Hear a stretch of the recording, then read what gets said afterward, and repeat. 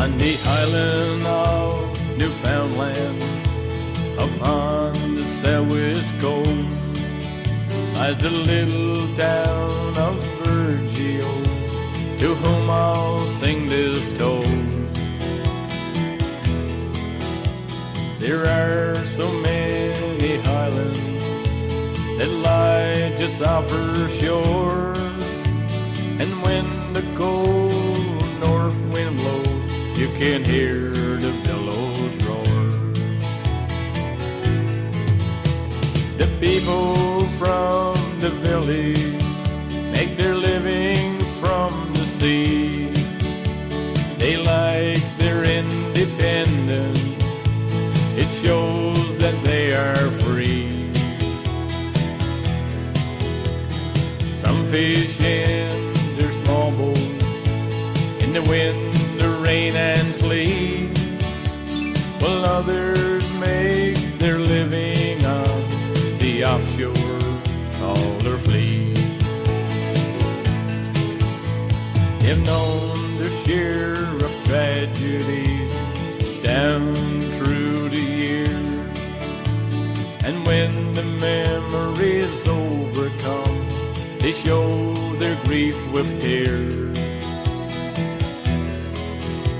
For they have lost some loved ones to the furies of the seas, for heartaches and heartbreaks are locked in memories. This village has got beauty carved on its rugged shore. 7 miles of pure white sand, who could ask for more? The mountains and the valleys where the rivers run so fast, and the salmon rise to the sportsman's fly as he makes another cast. Tell the people of this village love their native home, for anyone who goes away most surely will return. Just like that lifelong mystery, the answer you won't know. What makes this rugged village burn so deeply in your soul? What makes this rugged village burn so deeply in your soul? Good evening and welcome to This Week in Review. Tonight in our stories we have school closings, Anglican Church Appeal, Town Council Report, Sand & Sea Festival Report. Please stay tuned for these stories after this. Dear Children's Wish Foundation of Canada, thank you for sending me Rory the Lion. That means I'm going to get my wish, and that makes me really, really happy. Yesterday he was sad, but I told him it's okay, Rory, there will make 2 more needles until my wish. I will send you pictures from the top of the Rocky Mountains. Love, Emily. Imagine the difference a wish can make. Click on childrenswish.ca and give today. This past week has been the last days for the school for the 2010-2011 school year. On Thursday morning, grades kindergarten to 6 met in the gym where they received their certificates and awards. I'm going to start with Ethan. Ethan is an amazing drawer. If you ever want a picture, this is the fellow to get. And Ethan has an art award, and he has 6 AR Point award, and he also has a participation award for the Lunchtime Arts and Crafts program. Let's go over to Nicholas. See, I got Nicholas on the brain now. Ethan. Next we have Caitlin. I'd like to know from Mom and Dad who she gets her musical talent from. Dad's laughing, so I guess it's Mom. Caitlin has a music award. She also has our French award. She's got 16 AR Points award. and she got a participation award for our Arts and Craft Lunch program.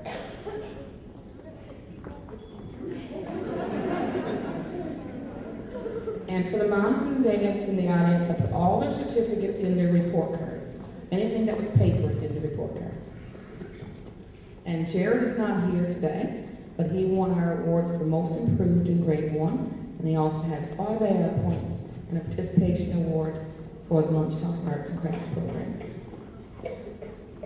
And Mr. Dakota, boy, do we ever have energy. I'd like to bottle it up and save it for when I don't have any. Dakota has our Phys Ed award, and he got 6 AR points, and he also got a participation award for the Lunchtime Arts and Crafts program.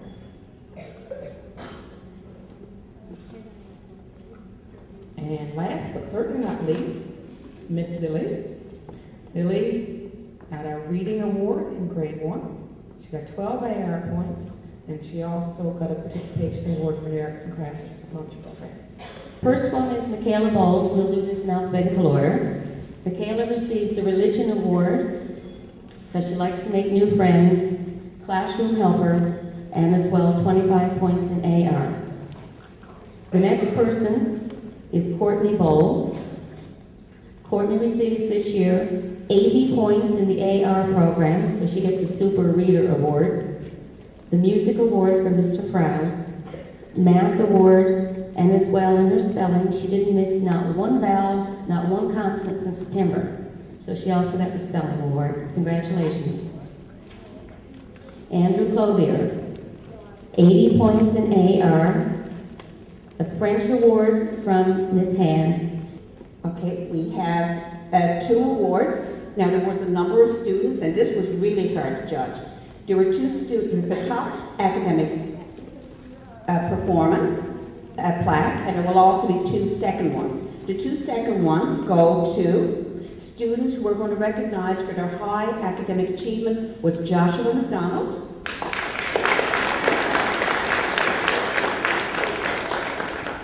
and Emily Hayes. And top academic performance goes to Kaylin Mercer. Winners would be Sarah Spencer,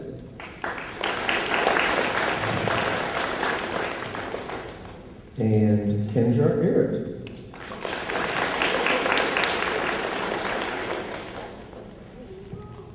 Okay, and our top academic performance of the year is Julie Pink.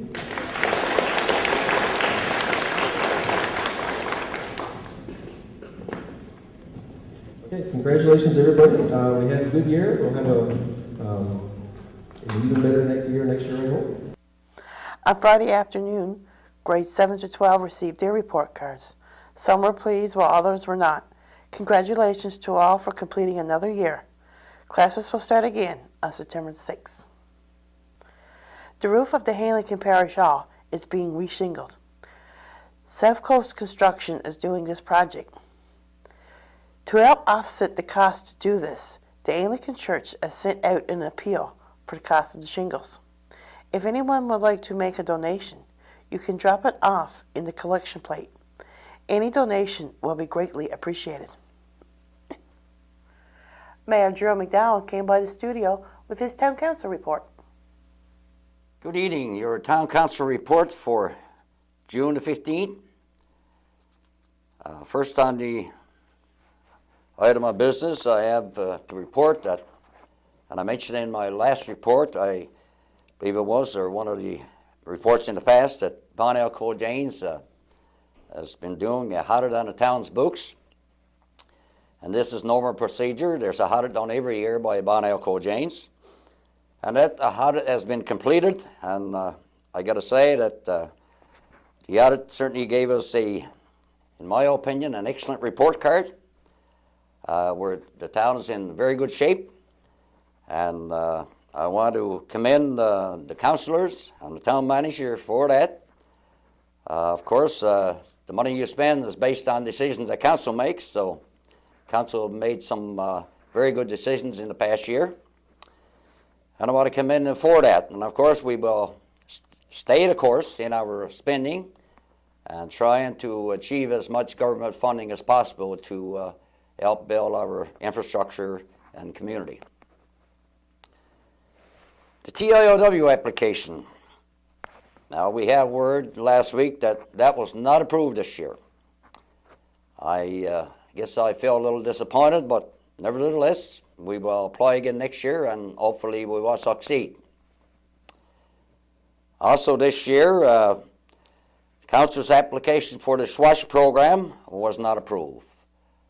And this, of course, was a disappointment as well, because for a number of years now, we've been getting this one approved.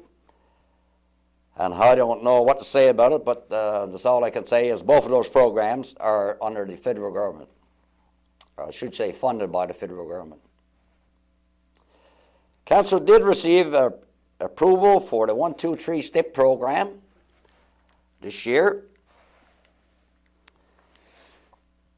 Now, Canada Day celebrations will be organized by your 50-plus club again this year. They did it last year. And I want to thank them for taking on that task again this year. And Council will provide the cake for Canada Day to the 50-plus club. Your water treatment plant. Knock on wood, she's been working good. Excellent results over the last 4 or 5 weeks. And hopefully this will continue. And in the near future, I guess, if this continues, the commissioning of the system will begin. But as I said in the past, before Council takes responsibility of that system, it's going to be working A1. Town employee Michael Billard attended a water distribution seminar in Stephenville this week to get more education, I guess, on the water system that we have here in the community. And Michael is going to be our employee, long-term employee, I guess, in the future. And he's got to be educated on the water distribution system. Council's 515 loaders presently in Corner Brook. We had to get a new bearing installed in that machine. And hopefully, once that's done, that we can have that machine around for a few more years, because those machines are pretty costly, and we got to try and get what use we can out of them before we condemn them. Buds and Debbie Green, I told you in my last report that they would have that video ready by the first week in June. Well, apparently it's going to be the first week in July. Now, the video itself, or I should say the main copy, the original copy is done, and they're starting to get other copies done. And I understand from town manager, he talked to Buzz Green, that the video itself is pretty clear. It was one of the clearer ones they did. And once that video is available, the brochure will be available with it. So hopefully it will happen in the first week of July.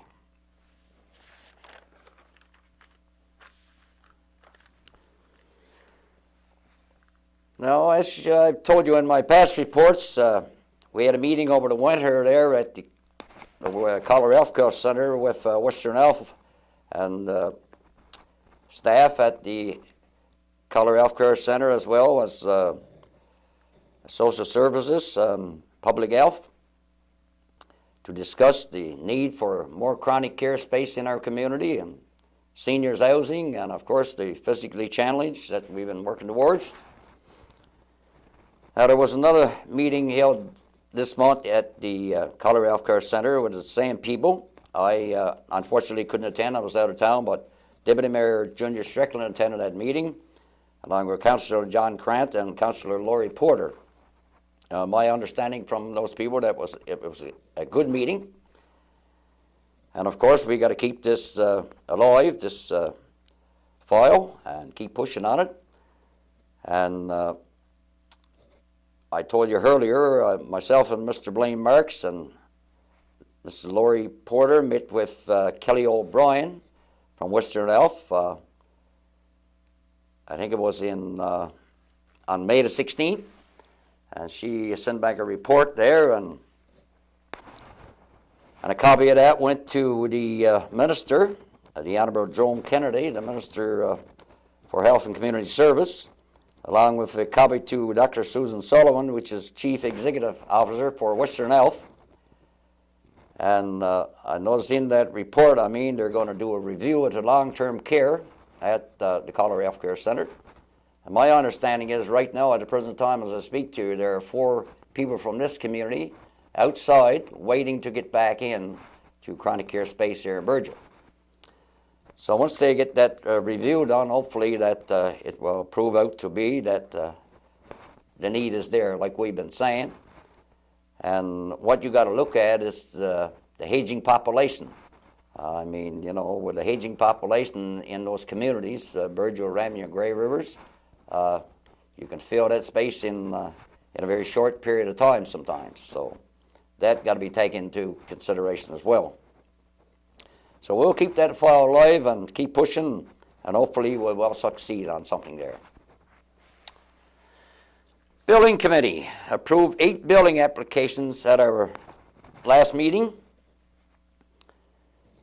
And the application was approved for extension to residents, building of storage sheds, and extension to storage sheds. So the construction season is still on the go. Correspondence. Council dealt with 15 items of correspondence at our last council meeting. And council received a request from the fire department to install a CO2 system and canopy in the kitchen of the fire hall. This request was approved. Town Manager Blaine Marks attended a PMA meeting on June 17th in Deer Lake. Now, as you're aware, the school is out for the summer, so I would like to wish all the students, teachers, and staff a safe and enjoyable summer. And I say enjoy it because, as you know, September will come fast. Now, I did receive some complaints about dog feces around town. And please, if you're taking your dog for a walk, just take a doggy bag and scoop the poop after your dog is finished and put it in one of the garbage containers around town. And also I received a complaint of someone finding glass on the playground here. I want to ask the people, to not throw glass or any sort of garbage around the playground. If you see anything around like that, please pick it up, because it's certainly an area where we don't want to see any glass or garbage at all. So there's a garbage container there, so try and keep our playground clean as well. Now, Route 480, Council's been trying to get a bit of work done on Route 480, the Burgeo Highway, and the town manager received recently a letter was dated on May the 24th, a letter from the Minister of Transportation, Mr. Tom Anderson, and I just want to read it out to you, what he had to say there. Mr. Blaine Marks, Town Manager, Burgeo. Dear Mr. Marks, I'm writing in response to your letter dated April 11, 2011, in which you outline Council's view that Route 480 leading to Burgeo and the ferry service for the South Coast require upgrading and resurfacing. Our government is committed to revitalizing infrastructure in the province. Although I cannot yet say what work will be done on the Burgeo Highway, I can assure you that Council's concerns will be considered, along with other identified concerns around the province, as we work towards finalizing this year's Provincial Roads Improvement Program.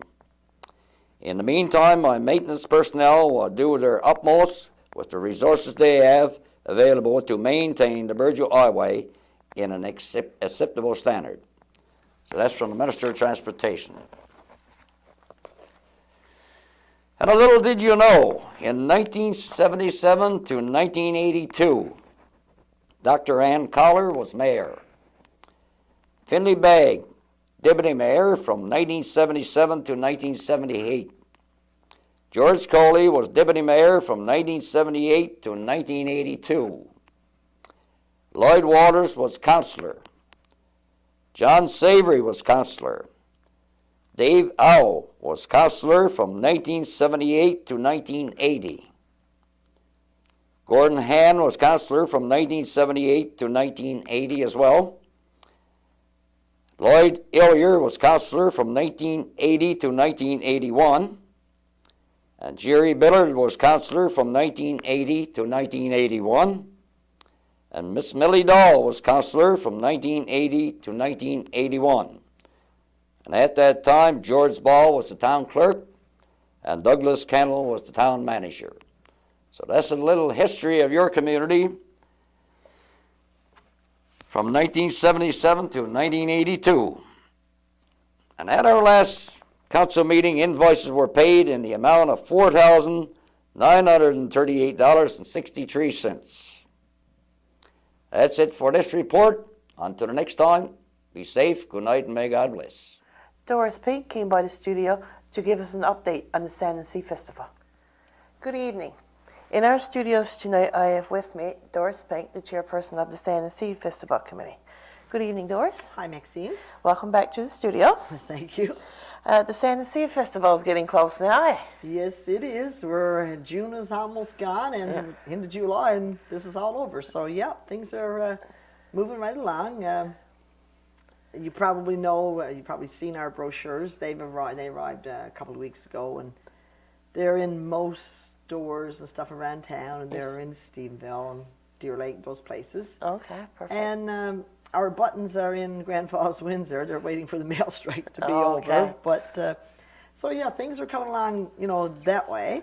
And today I want to take this opportunity, and I thank you for that, to give the people around town a little update on some of the things that we've been doing. Okay. So I want to start with the street dance, because that's new to us. So and we have got I think most things in place for it. Okay. It's going to be right here in front of your building, saying the town hall, right there. The plan is that, like, School Road, it's still be like you can come down School Road and go back up the Reach, say, but you can't, come down School Road and come out this way. Okay. And of course, you can go up over Hares Hill and come down and come up through the Arbor out that way if you wish. Okay. But this center of town will be blocked off, and we've talked to the fire department, and they gave us some suggestions. And, like, for example, there'll be no parking right in front of the drugstore. No, you'll be able to use the drugstore parking lot on the other side of the road. But just to avoid congestion, like, there'll be right in front of the drugstore in those few little spaces there, there'll be no parking. Okay. And this is a bring your own refreshments fair. We're trying to keep it within means for most people. Like, we don't want, I know money's tight sometimes, and so it's a little cheaper if people can bring their own refreshments, but absolutely no bottles, okay? If you're bringing beer, it's got to be in cans, and if you're bringing stuff to drink, other than that, use plastic glasses. And we strongly ask you not to litter. If you bring something down with you, take it home, okay? So that's absolutely essential. Like, like the street dance is going on from 10 to 1. We say 10 because as soon as the fireworks are over, right? Because fireworks are at the park the same night. As soon as the fireworks are over, we get right into the street dance, and it goes until 1 o'clock. And then, of course, we'll have to clean up this area before we go home and get ready for Saturday. So as much cooperation as possible in that area. And and we've got the ground search building booked, so that's going to be the washrooms. We can use the washrooms there. And Route 480, of course, is playing, and they're sitting up in front of the town hall, on the front steps of the town hall, say. Okay. And the admission is it's $6 for adults and $2 for children. I think it's from 12 and under. I think pretty sure that's what it is. Okay. $2. So it's just a nominal fee, but it's because, like, we don't have a beer tent or anything. It's a way for us to recoup some things, some money. And like, we're all keyed up about it. Like, again, it's always nice when you try something new. So, so we hope that the weather cooperates, and I'm sure, like, with the music from Route 480, and if the weather cooperates, it will be a great time. Yes. So. Will there be ropes in burn off? Yeah, there will be pylons, and we're hoping to have the same, that orange mesh knitting stuff that we circle off up at the park. Yeah. So that's going to be the area. That's what we're open to have done. Yeah. So. Okay, perfect. And what about people setting up tables to share doors? What's their plans? Well, I put that out to people last year, and of course, I think perhaps the reason nobody did it was because the weather was so bad. Like everything was at the arena last year, and of course, when then you get the arena, there's space is a problem. But I certainly, like, again, the Santa Sea Festival, yes, it's sponsored by the Lions Lioness, and we want to make money on it, but we also want to give everybody else in town a chance to make some money as well. Like, if you're a private person, if you're a group, organization, or whatever. And, that's why, like I say, the fire department will have the fish supper, the ACW, the potluck, the Lioness, the hot beef, things like that. And I've also, if anybody has got like crafts or knitted goods or baked goods or anything like that, they want to set up a table to sell them. If we're at the park, we'll certainly help them with tables. We have some tables there. I don't know how many, but we have some. If it's at the arena, if the weather is like it has been lately, we'll probably be at the arena again. But like if they want to come by and sit up tables, we'd be very, very happy to have them on board. Yes, perfect. Okay. And the canteens, this is going to be done different this year? Yeah, well, last year was the first year that the Ground Search and Rescue didn't do the canteen. Like they're short members, and like it's in the middle of the summer and stuff, and they were having trouble committing to it.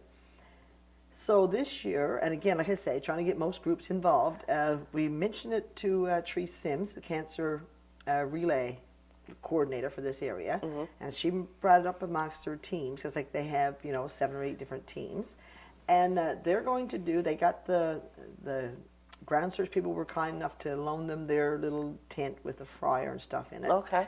And so they've got the ground search equipment, and they're going to operate a canteen if it's at the park, or if it's at the arena, the same thing. They'll be taking the proceeds from the canteen, French fries, and I'm assuming hot dogs, but I don't know what all, but certainly soft drinks and stuff.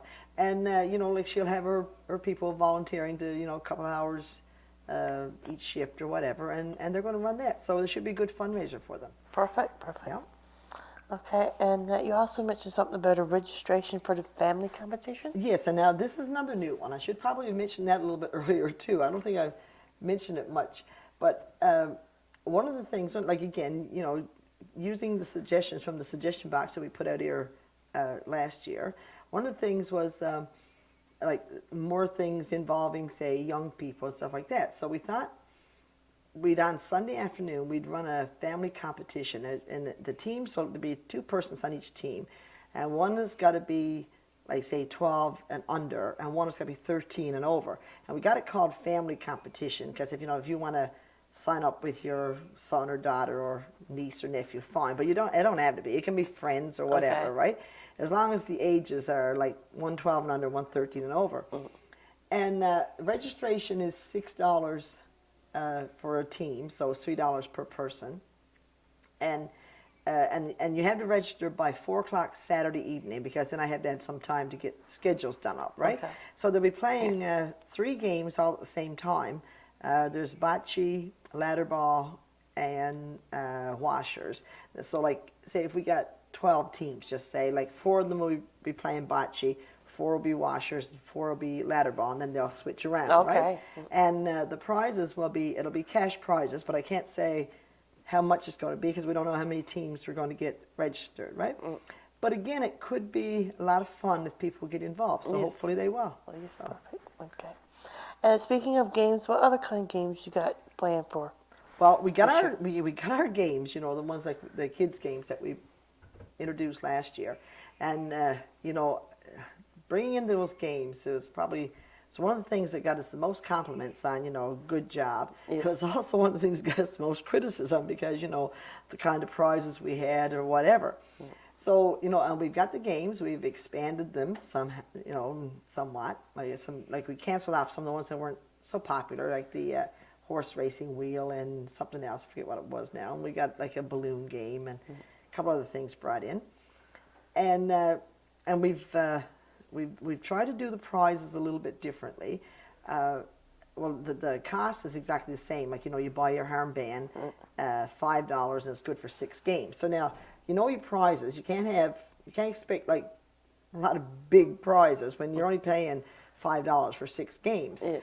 And but so we do have small, medium, and large games prizes. I'm sorry, and well, what we've done is instead of having the prizes for each game, we've got one prize table. Now we've ordered, well, we got them come already. We ordered some like carnival type prizes, like blow up toys and stuffed toys, and we bought some locally because again, we try to support local businesses as much as possible. So we've ordered a fair few things locally. So we've got them set up on the table, and if you win a small prize at either one of the games, you'll get a little coupon that says small prize, and you go over to the game table and you can pick whatever you like from the small prize section. And same with the medium, same with large. Now, obviously small prizes are easier to get. So if you want, instead of going over and passing in your ticket for a small prize, you can wait till you see if you win 3 small prizes and you can pass it in and get a medium. Okay. Or you can win 2 mediums and pass it in and get a large. You know what I mean? Mm-hmm. So again, I don't know if it'll work or not. Perhaps we'll run out of all of our large prizes. We'll have to go back to where we were before. But at least we're trying to listen to what people are saying. Listen to the suggestions and trying to hack down it as best we can. Okay, very good. Ticket sales. You got anything on the go this year for tickets? We've got tickets already on the go. Printed tickets. The ones there's two prizes. There's the fireplace. It's valued at $500, and that's donated by Pro Hardware. Okay. And of course, we've got the year's basic cable donated by this office. Okay. And so that's on our the printed tickets. Now we've got some very good sponsorship, like I say, corporate sponsorship. I guess whatever people donate, like large or small, it doesn't matter. It all adds to like the festival. If someone gives us $20, then we can buy something for the draw, or like for the afternoon draws. Or if someone donates a cut and style, or free drinks at the local lounge, like we get all kinds of different things that people donate, and we make use of them. We're very appreciative of it. And this year, in addition to the printed tickets, like last year, we only had one thing that we were selling tickets on at the park, and that was the $100 worth of fuel that donated by Eric's Home Eating. Yes. And most people came by, they said, "Was that all you got to sell tickets on?" Like, I got those tickets yesterday, or sort of thing, right? So now that this year, Ron Cooper from South Coast Construction, or Cooper Construction, South Coast, I think they call it, they donated a barbecue, and it came to us too late to be put on our big ticket draw. Okay. And it's probably good that it is, because I'm sure we'll do better with it, like by selling tickets on it by itself at the park. So we'll have the barbecue there at the park. We'll be selling tickets on that. And we also have a $100 prize donated by Nalcor, which used to be Newfoundland Hydro. Okay, yes. And we're thinking that we're going to get one from King Fishery. That's the ones that Liz Hiscock works for. So if we do, we're open to have a third thing that we'll buy, just like the third large thing. So we'll be selling tickets on, say, the $100 worth of oil, the barbecue, and one other thing, right? And we'll be selling tickets on that each day at the park. So, and of course we got some things again, expanded a little bit. We've got T-shirts ordered this year to sell at the park, right? Okay. And we've got keychains and pins, like writing pins and stuff like that. So we'll try to get your money some way, you know how it is. But but we try to expand it a little bit, just so it won't be the same as it was every year, But yes. So yeah, that's where we're going with that, I think. Okay, perfect. And volunteers for parking, got many for that? Oh, well, we haven't got anybody. I'm going to leave a message with you when we leave here now to put on television. But volunteers for parking is a very important part of our festival. It's regardless of if it's up at the park or if it's up at the arena. Like, the volunteers make things run much more smoothly. Like, you know, if you got somewhere to park, they'll guide you in, guide you out, they keep traffic flowing, and so you don't have those bottlenecks. And it makes it a lot safer as well. You know, like if there was an emergency, you know that people are going to be able to get in and out. So it's absolutely essential that we have people to help with the parking. And people have been really good every year, so I don't anticipate you know, any difference this year.